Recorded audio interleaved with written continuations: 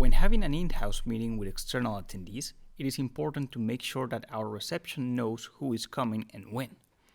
We can easily do that straight from Outlook with the help of the AskCody Visitors add-in. To get started with it, let us find our meeting in Outlook and double-click on it to edit it. In here, locate the Visitors add-in at the ribbon and proceed to click on it to register visitors.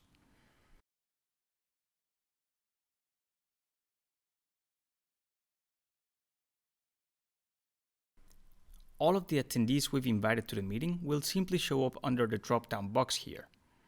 The visitor list will be populated with their contact information.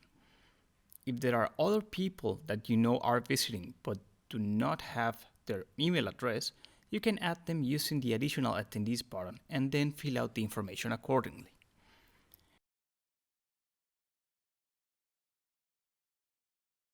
Once all visitors have been added, you can choose who to send the host notifications to, which is relevant in cases where, for instance, a personal assistant manages meetings on a different person's calendar.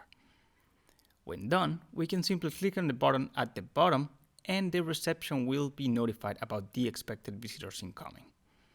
In this way, we make sure to give our reception the information they need to offer our visitors the best possible experience upon their arrival.